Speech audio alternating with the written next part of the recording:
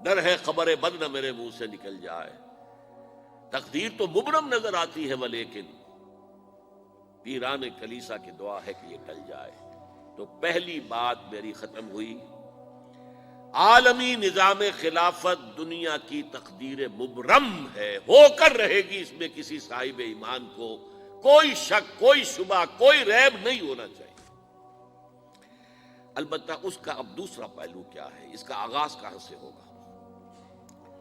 پہلی بات تو یہ، ہمارے بعض لوگوں کے ذہنوں میں، سادہ دل لوگ وہ سمجھتے ہیں کہ پوری دنیا میں ایک ہی دفعہ آ جانی چاہیے، یہ کوئی علاقائی خلافت تو نہیں ہو سکتی، خلافت تو عالمی ہوتی ہے۔ ان سے میں کہتا ہوں عالمی خلافت کب تھی جناب؟ یہ تو نہ خلافت راشدہ میں عالمی تھی، کیا ہندوستان شامل تھا اس میں؟ کیا چین شامل تھا؟ کیا یورپ شامل تھا؟ اور پھر جو خلافت کے نام سے جو ملوکیت چلی ہے وہ بھی صرف آپ دور بنو امیہ میں کہہ سکتے ہیں کہ وہ پورا عالم اسلام کم سے کم اس کے تحت تھا۔ بعد میں خلافت عباس، بنو عباس میں اور فاطمیین کی خلافت میں اور آل عثمان جو ہیں آٹومان ٹرکس کی خلافت میں ٹکڑے تھے، اس سے بکھرے تھے، کوئی مانتا تھا کوئی نہیں مانتا تھا۔ اور سب سے بڑی بات یہ، اگر ایک دم پوری دنیا پر خلافت قائم ہو سکتی تو حضور کے دست مبارک سے ہوتی، لیکن نہیں ہوئی۔ نتیجہ کیا نکلا؟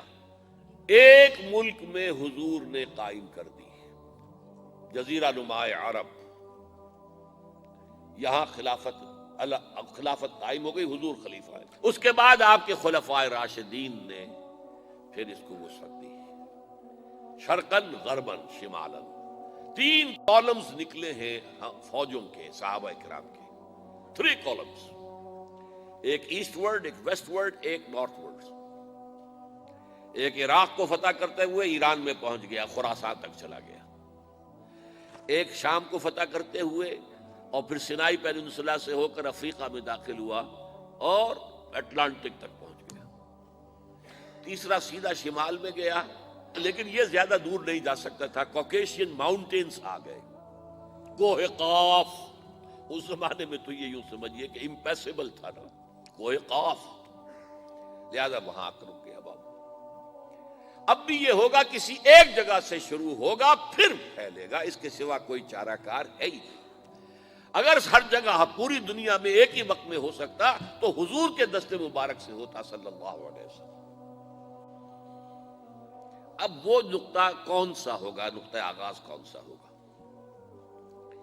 اس میں پہلی بات تو میں نے کہا، جو شک کرے گا اس کا پھر ایمان مشکوک ہے، ہوگا، لازماً ہوگا، گلوبل ہوگا، پوری دنیا میں ہوگا۔ کہاں سے شروع ہوگا اس میں آپ اختلاف کر سکتے ہیں، لیکن مجھے تو 2 حدیثیں تو ملی ہیں جن سے یہ اندازہ ہوتا ہے کہ یہ اس مشرقی خطے سے ہوگا، عرب کے مشرق کی جانب کسی ملک سے ہوگا، کسی خطے سے ہوگا۔ وہ حدیثیں بھی اب آپ پڑھ لیجیے پہلے، پھر میں کہہ رہا ہوں یہ خزانہ ہے جو ہم نے آپ کی خدمت میں پیش کیا ہے، کاش کہ آپ اس کی قدر کر سکیں، یہ حدیثیں آپ کو ازبر ہو جائیں، یاد ہو جائیں، لوح قلب پر نقش ہو جائیں۔ ہندوستان اور خراسان یعنی موجودہ افغانستان کا ذکر، ابن ماجہ کی روایت ہے، عن عبداللہ ابن الحارث رضی اللہ تعالی عنہ قال رسول اللہ صلی اللہ علیہ وسلم یخرج ناس من المشرق یؤتئون للمہدی یعنی سلطانہ، یعنی سلطانہ، دونوں طرح سے پڑھ سکتے ہیں۔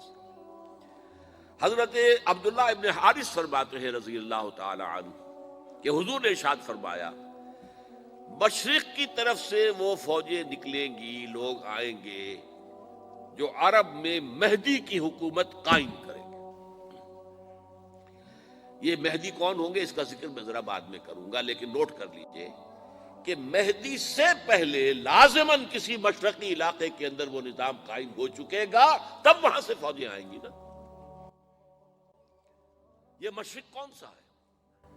عرب کے مشرق میں آپ چلیے، ایران بھی آ جائے گا، افغانستان بھی ہے، پاکستان بھی ہے، اور اگر اسے اور توسیع دیں تو ہندوستان بھی ہے۔